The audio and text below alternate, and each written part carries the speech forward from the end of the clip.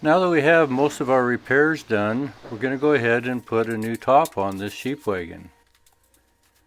The old original tops most of the time were canvas. Some other ones had metal roofing put on in the later years. But this top we're going to use a new material used mainly in flat roofs. This is a PVC material, and I've never used it before, so this is kind of a new experiment for me. This is 50 mil thickness. It's an off-white on the surface, but the backside is kind of this off-color green.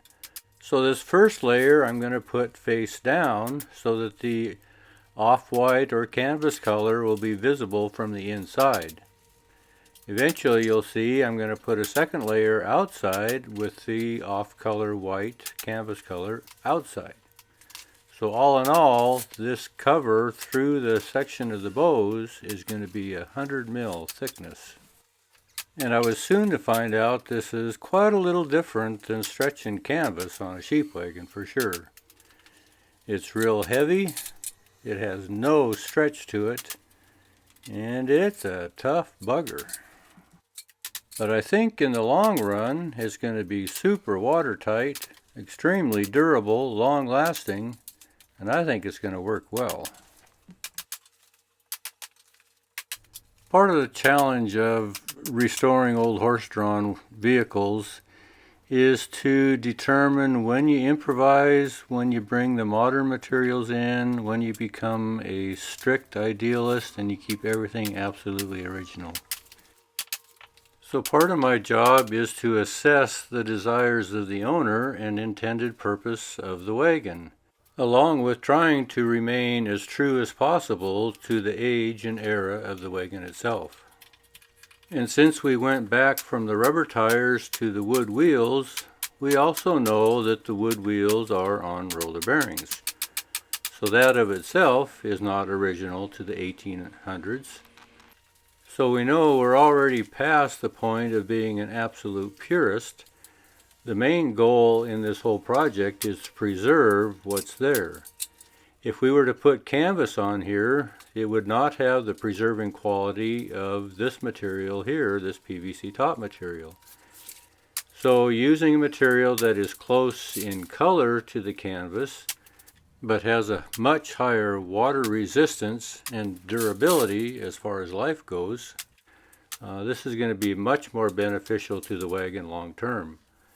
This material by itself comes with a 20-year guarantee, and its actual life is probably going to be far beyond that.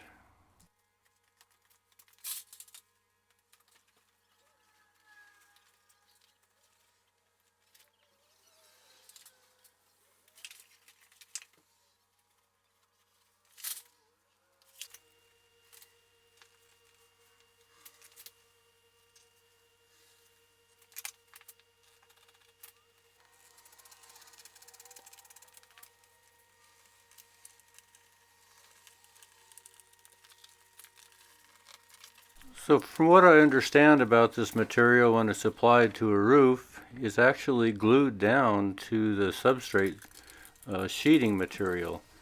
So I have this contact cement that's designed for this. I'm going to take and actually glue some of these seams down and avoid fasteners that would just open it up for water leaks.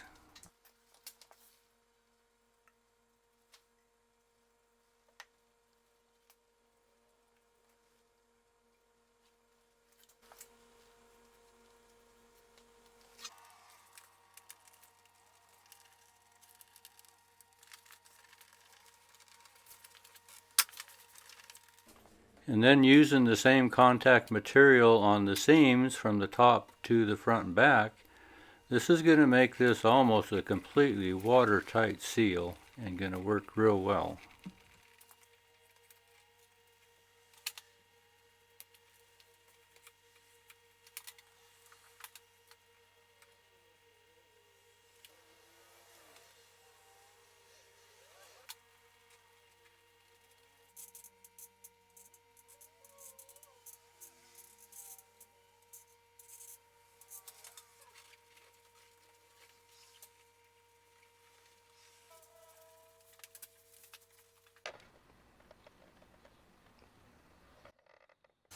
Another advantage of using this material is that the rolls come in 8-foot wide sheets, and it's also heat weldable. So right down the center of the top is one welded seam, not sewn like it would be in canvas, and the ends can be put in one piece. There's no seam here either. So this makes this just a real watertight cover for this sheep wagon. Now maybe many of you have noticed by now that there's no Dan in this video. Well, Dan worked through the winter, but when the spring comes and the grass is green, Dan at heart is a farmer and a truck driver. So he's off driving truck and digging in the dirt for the summer.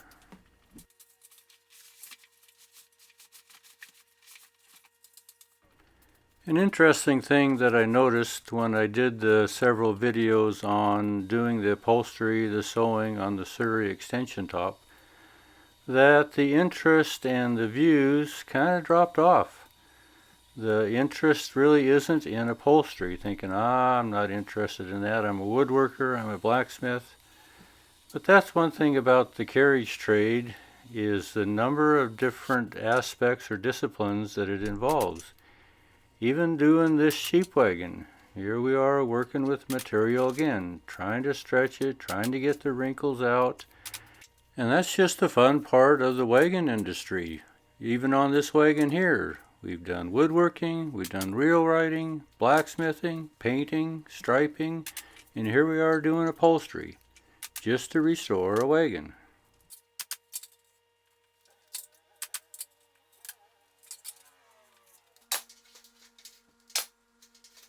Then the question came to be, how are we going to finish it off? Well, I'm going to use this 8x1 aluminum strip and go over these seams. It's not going to rust, it's not going to need to be painted. We're triple thickness already, we're sealed with the contact cement, this is a watertight glue, and this is going to make a nice finish edge for the top to finish it off.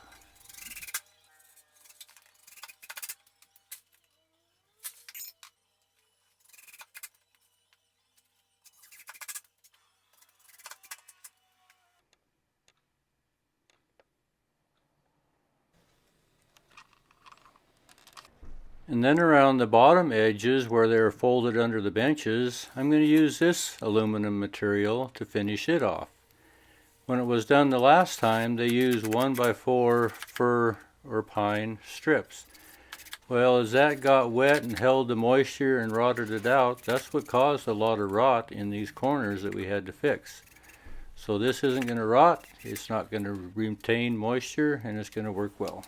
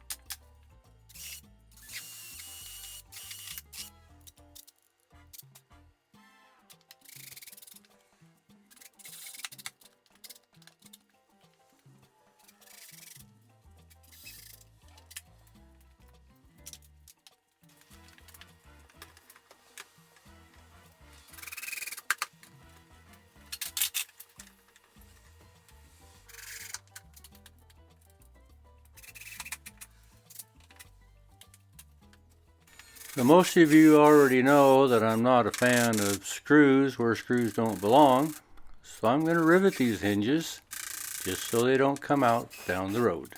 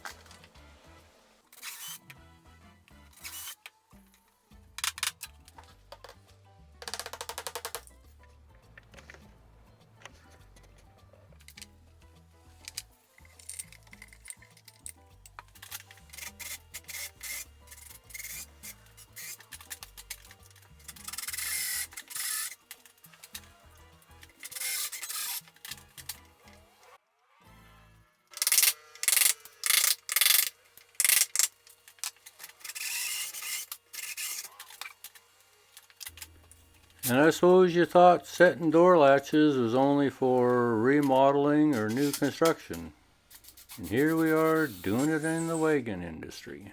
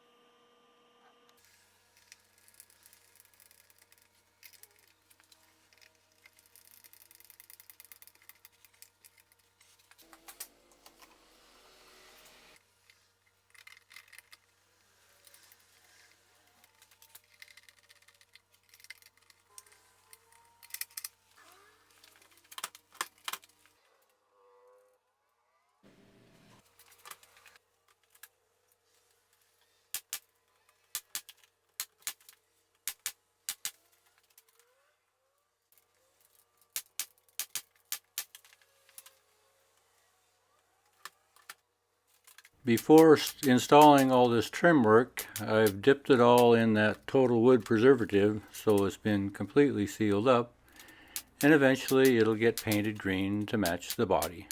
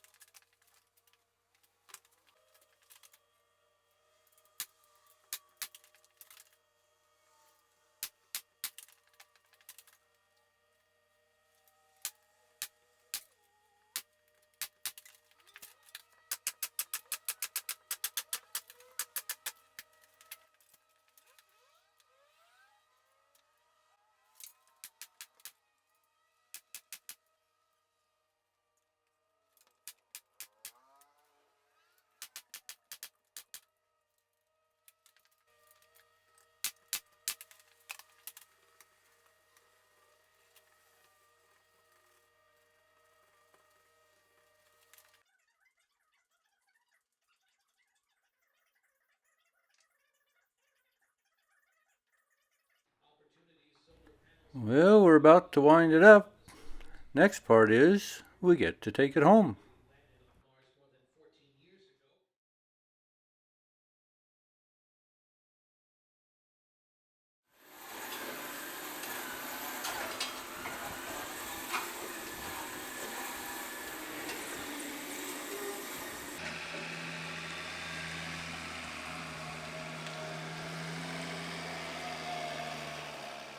Sure glad we got our new top on, 'cause it was wet going home. But here we are.